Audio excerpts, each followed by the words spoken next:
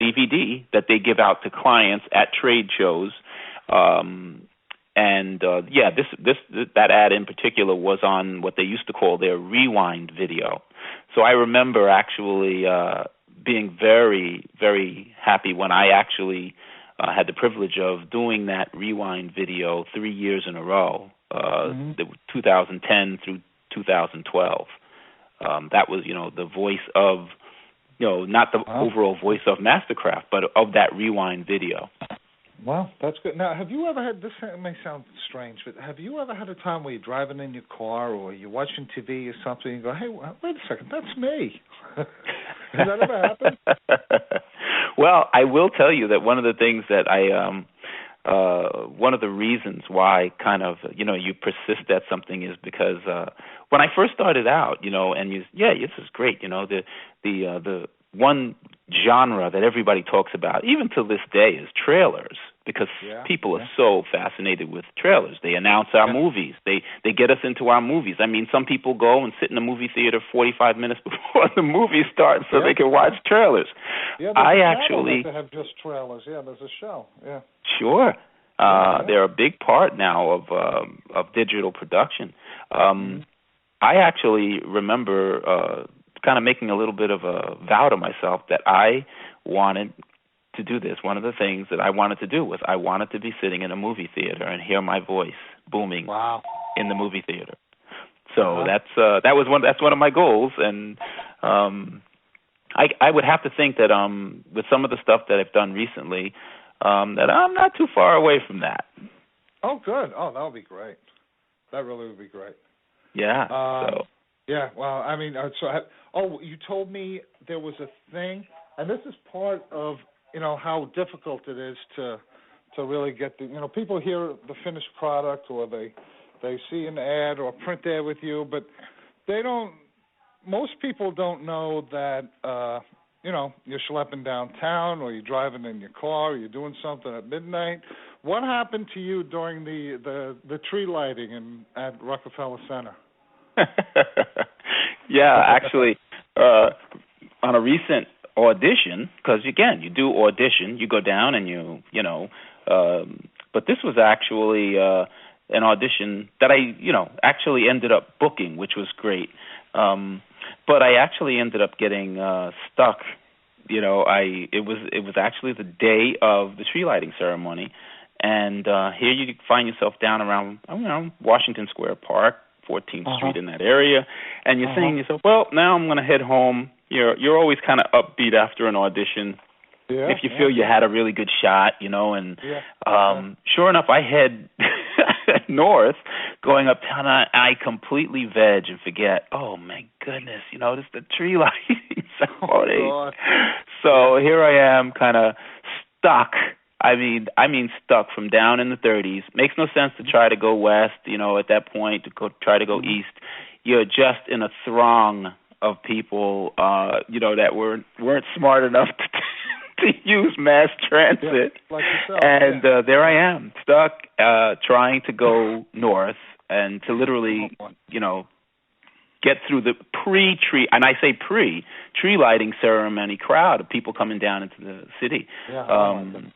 Yeah, and at that point, all you do is you turn on the music. You hope that you have plenty of gas in the car, and you sit and wait it out. Hey, that's all you can do. Town from like now until I'd say February. Yeah, absolutely. Absolutely. So you made this nice, smooth transition, and it seems smooth, obviously. Because you're so smooth. But I mean, you go from doing print ads and it must have taken a couple years to get this up and running, to get people to listen to you, to learn this new craft. What is really the process? Well, I think once you kind of commit to the voice side of commercials, and you begin to call yourself a voice actor, you do have to you've got to study the craft of becoming a voice actor. You've got to learn the very simple things about how to avoid plosives. You standing usually behind a microphone that costs more than, the national debt, and you got to learn how to speak into it so that you don't, overload the microphone. You got to learn when you see copy, how to interpret the copy. There are times when, that is good. That's going to be completely on you. You're not going to have someone sit down with you and say, well, they're going to basically tell you what they're looking for. But in most cases, you're going to have to interpret the copy. So that does so they take. send you copy, and you audit. In other words, you say, you determine what the inflection's going to be, what words you're going to lean on, the emotion you're going to put into it. You determine all of that. I would definitely say yes, because once you step into the booth to audition, all of those choices are your choices, and all of those are going to either enhance the copy or take away from it. You're trying to make what that creative director, or you're trying to make their copy live. To them, it's words on a paper or a piece of paper. You're trying to make that copy live, and when they hear it, they know it. Yeah. That's what it comes down to. When they hear it's really not like a reading; it's really your reading, isn't it? It is your reading. It's your life experience that actually reads. It's what you bring to it. Do you bring to it your trade experience, as an electrician? You do get a little bit of help in that your casting person is going to they're going to help you by saying, we're looking for a tradesperson type, rough, maybe the edgy voice. They'll give you a little bit of help that way. Yeah. But then once you are in the arena, so to speak, which I always think of the actual booth as the arena. You're in the arena. All of those choices you make, are you going to go through it, with the bold, authoritative, deep voice? Are you going to go through it with a character voice? All of your life experience manifests itself in the read. You make those choices. You make the turns. You say, this is going to work. No, this is not going to work. And it, then it gets. It's a lot harder than it sounds. It's a lot harder than it seems, isn't it? It certainly is. It's a very competitive arena. There are a lot of people in the arena, but then at the same time, there's a place for everyone. My voice isn't going to fit your typical announcer, if you will. They've really tried to get away from that voice. They really like a lot more of the you and me talking, kind of like maybe at a meeting, and just kind of under the actual din of the restaurant, very conversational. The traditional announcer that you might have heard years ago, they really shy away from. The voice of God. They're getting away from the voice of God. When they need the voice of God, they know the guys to go to. All right. So if we could, that's what I would love to do. I want to share some of your notable work, and let everyone hear some of the experts of your work, over the last couple of years. I hope we have that ready, and we're going to play a demo of some of Garfield's work. Here we go.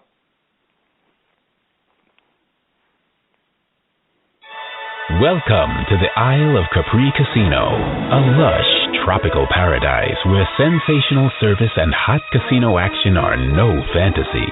Providing you with Isle-style service is our #1 priority. Suffering from a lack of flexibility at your current job? At First Premier, we believe it's the little things that matter, like a flexible work schedule. We understand the importance of flexibility and have a variety. Imagine a Nebraska company that attracts some of the top scientists in the world to our state. A company that helps the local farmer, rancher, teacher, and to unlock all the Isle has to offer, get a free Island Gold Card. And remember to use it whenever you play table games or slots. It's one of the richest members clubs in the South. I will know you think frogs are neat. And when you giggle too much, you get hiccups. I'll remember even cowpokes need hugs. Loyalty, honor, courage, commitment. Values they don't get in Montgomery. Values we expect from a Marine like Joe.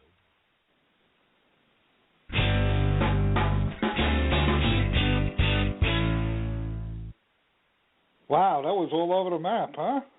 You've done a lot of work. Yeah, that's what we call a compilation. Wow. So and I could see what you were talking about, how some are slow and mellow, some you're picking up the pace a little bit, you have a little bit of an accent in some. That's very cool. Yeah, that was actually hearing it kind of it's nice to reminisce and hear some of those spots. You just turn around and you say, wow, you think to yourself what you were actually, what you were doing, so to speak, what you were involved in at the time. It's great. Yeah. Now you are I guess now you're with the talent agency and all of that. That's what helps book your work. But before then, were you just, I guess if you're an independent, I'm wondering how you started booking these jobs. Is it one of those catch-22s where you have to work to get an agent kind of thing? Certainly is. There probably is no better, scenario than describing it as the chicken and the egg, because obviously without work, how do you get experience? And, if you don't have experience, how do you, it definitely is.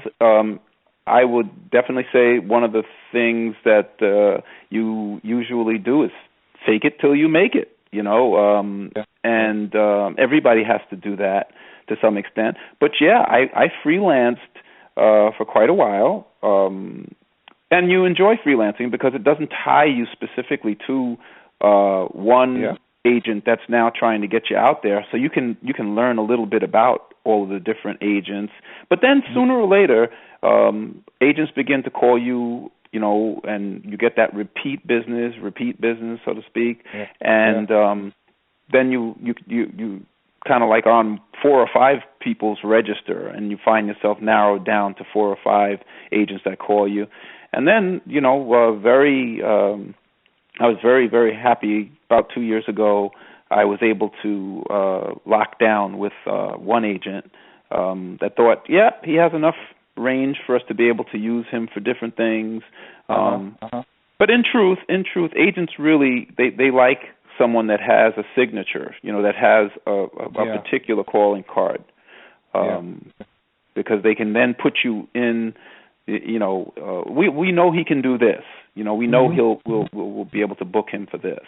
And I was able to book to kind of lock down with Atlas Talent in New York, and they work both coasts, West Coast and East Coast.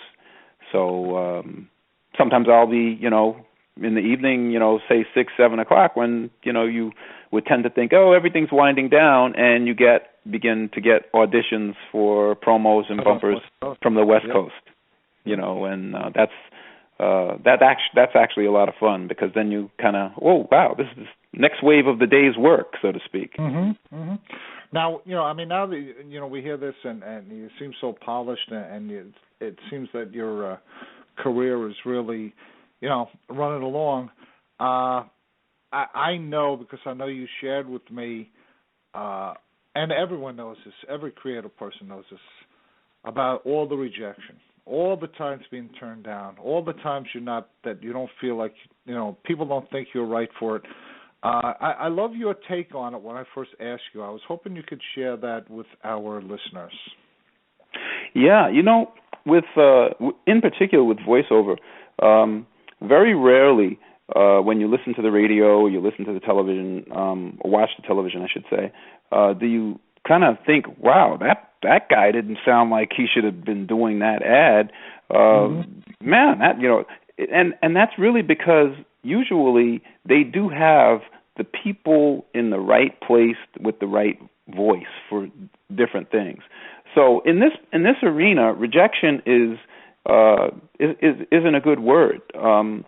You find yourself trying to get your technique polished so that you're attractive, and you're not making the kind of mistakes that, so to speak, that a newbie might make. That's going to make you more attractive. But rejection